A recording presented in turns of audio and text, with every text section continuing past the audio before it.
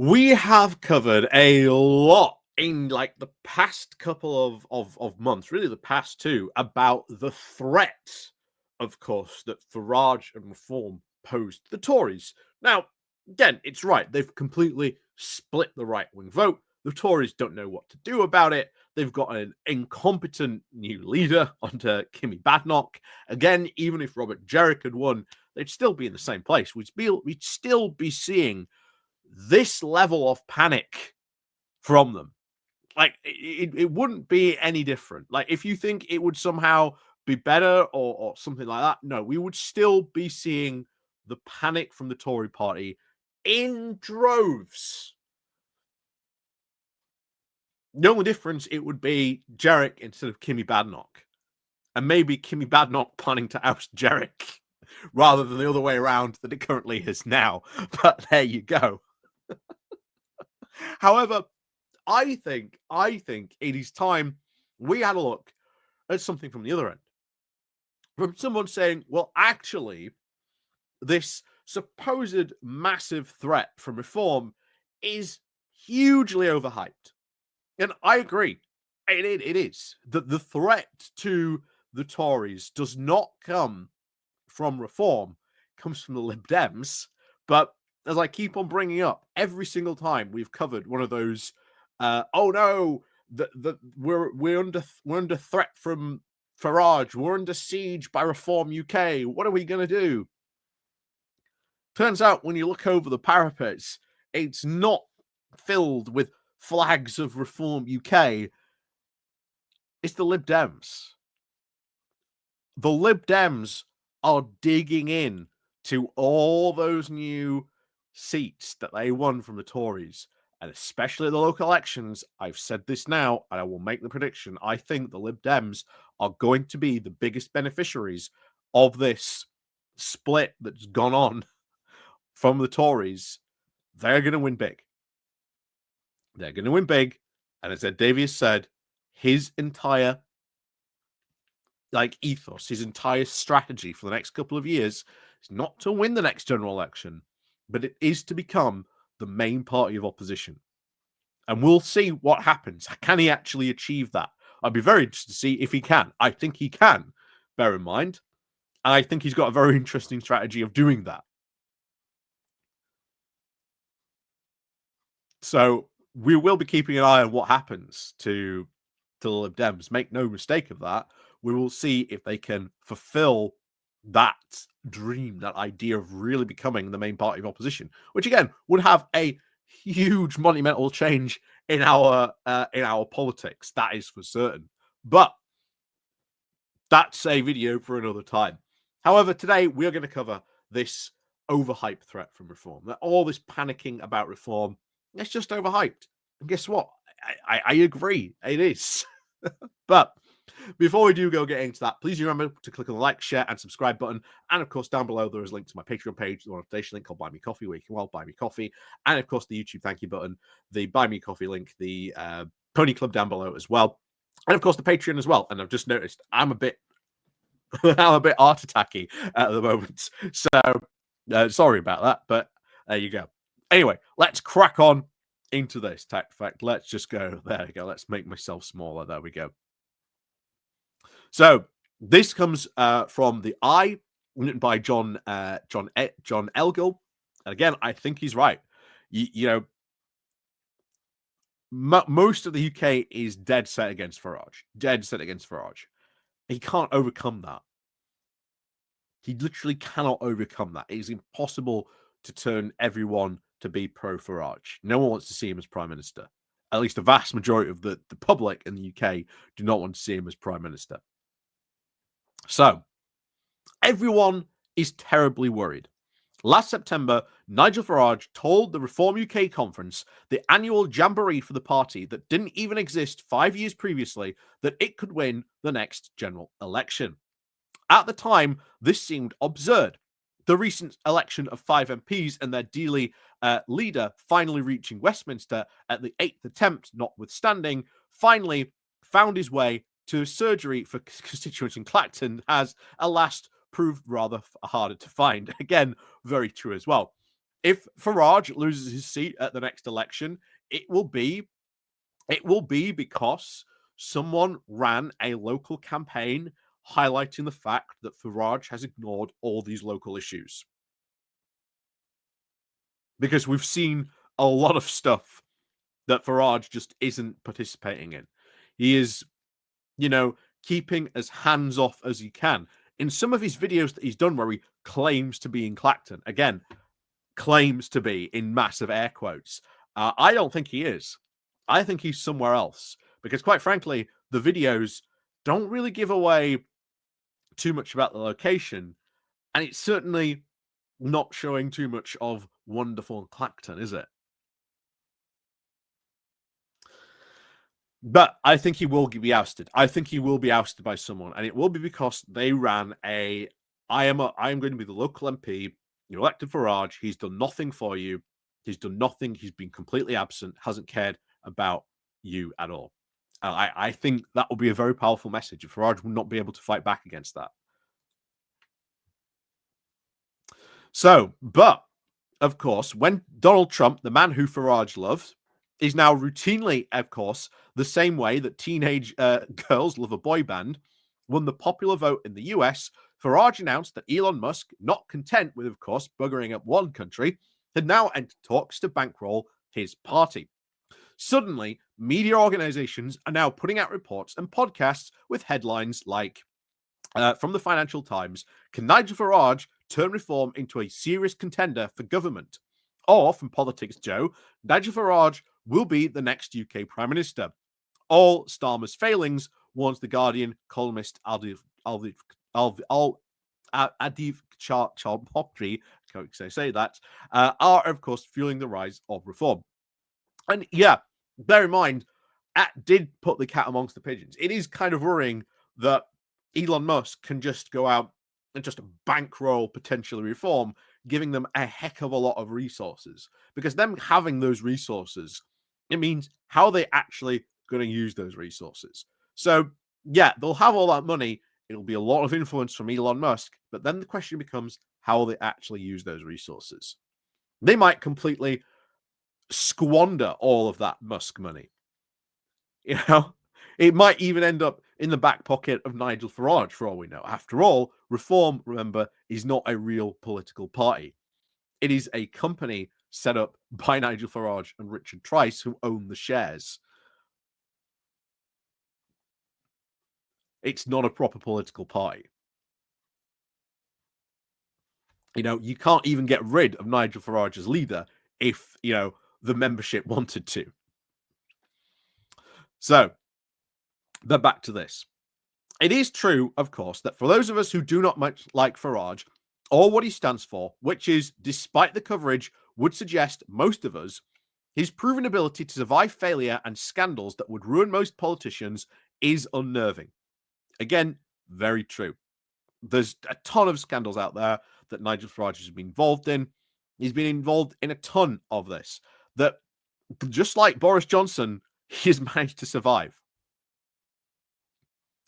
The party may have only won at least 5 seats, a long way from the 13 suggested by the general election exit poll, but it obviously polled at least 4 million votes.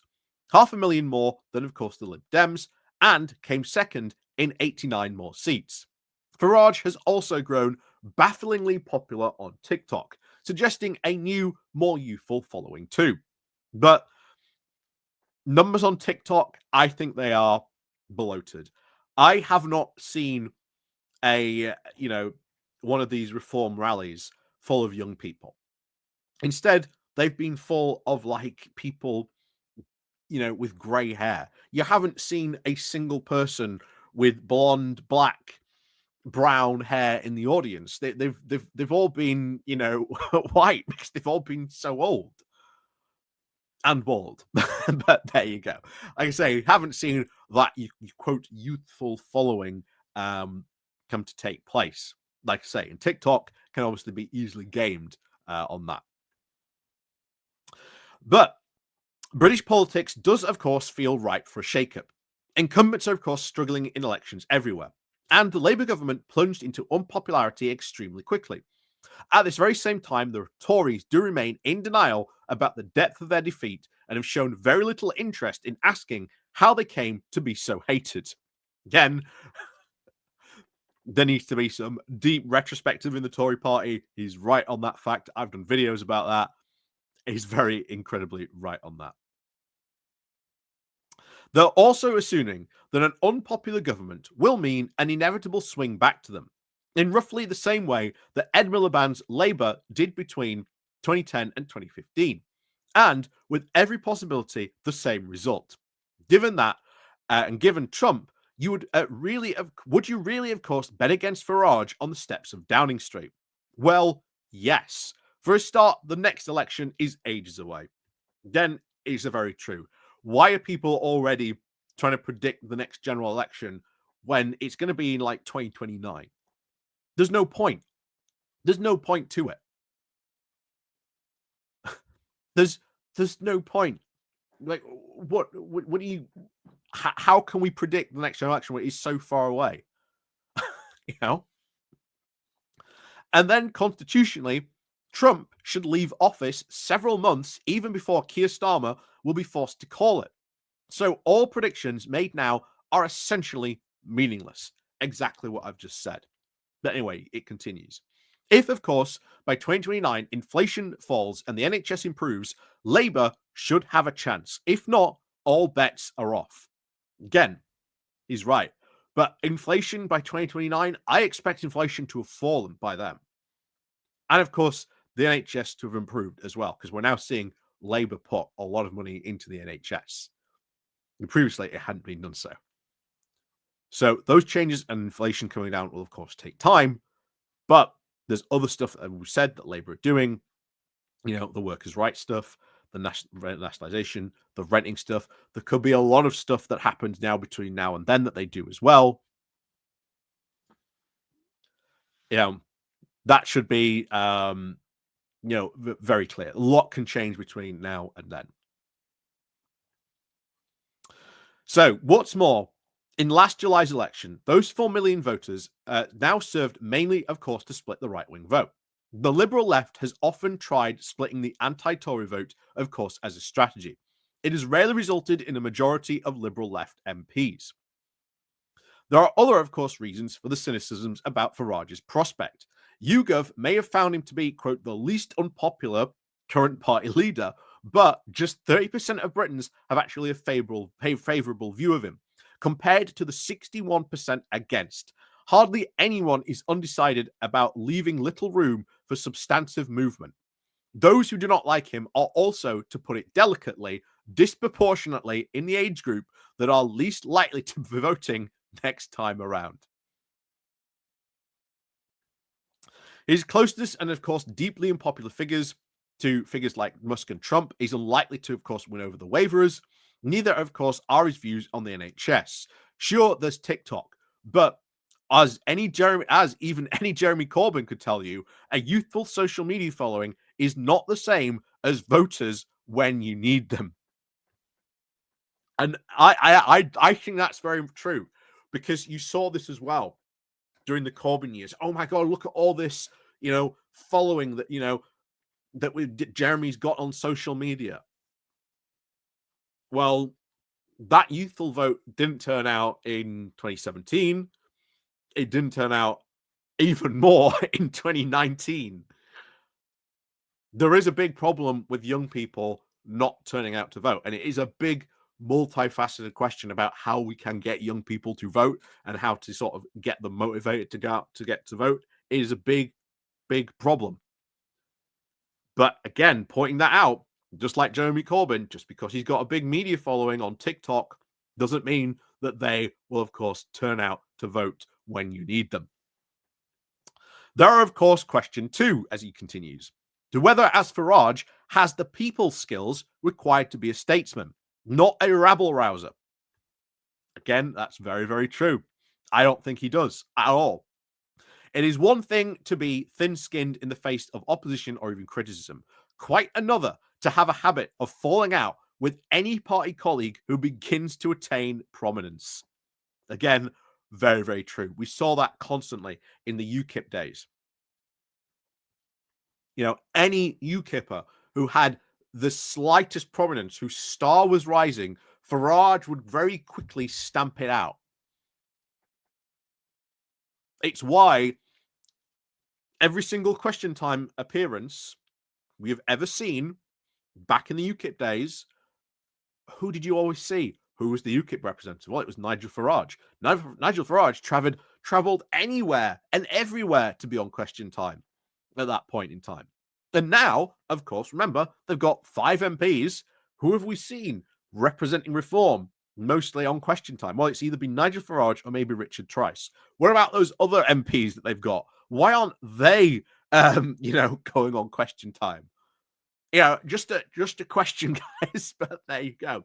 But that is because it's the exact same thing as back in the UKIP days. Farage could not trust these people to open their mouth on live TV because they might say the quiet part out loud. But there you go. So, even if, of course, Reform could find enough plausible candidates and campaigners to become a serious party, it is not clear its leader could actually provide over a system which required him to be a member of a team.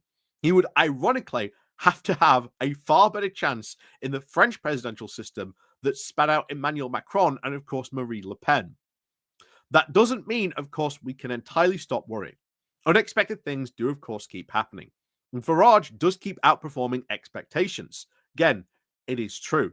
While you can, of course, dismiss Farage, just like we've seen in the past couple of years, unexpected things do keep on happening time and time again.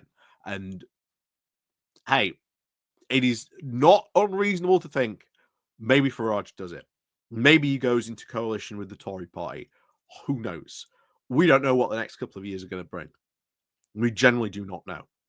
But we will see what happens.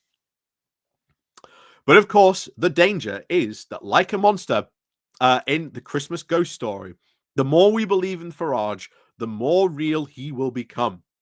Starmer's Labour does seem willing to at least adopt anti-immigration language of the hard right, but both unable and unwilling to do the things to initiate a boom. Turn the clock back to 1973. That might, of course, rob it of its power. Sure, immigration numbers will probably fall. If you think that this will shut these guys up, then you've never used a Christmas, you've never got a used Christmas tree to sell you. Yeah, and he's right. Even if you did, even if Labour went all in and wound the clocks back, as was said there, back to 1973, they wouldn't shut up about it. Farage would continue. Because what have they been talking about?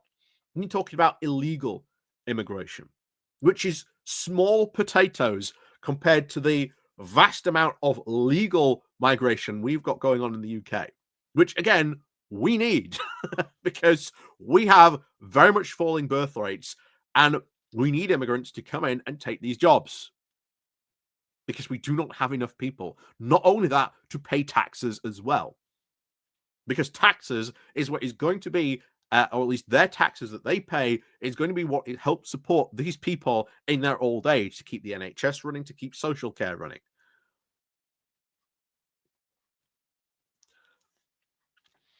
So, anyway, yeah, I do agree with that. Do agree with that. Overblown, overhyped, not really the threat they should be taken as. And I think that one of the things that needs to happen is Farage needs to be challenged more. Generally needs to be challenged more. And I point to Alistair Campbell's recent appearance on Question Time, where he did actually take Nigel Farage to task. If I was an MP or I was ever appearing on Question Time and I knew Nigel Farage was appearing on there, the first thing I would do was I would prepare as much information as I possibly could on immigration, make sure I knew the questions, make sure I knew all the data so that I could just go, it's this is what that number is, this is what that is, and basically make sure that you can shut Farage down, because Alistair Campbell constantly did. And he got rapturous applause from the audience every time he did it as well. So maybe now we are just a moment where we are riding this crest of that wave. But these waves of populism cannot be sustained forever. They are impossible to do. They have never been sustained ever.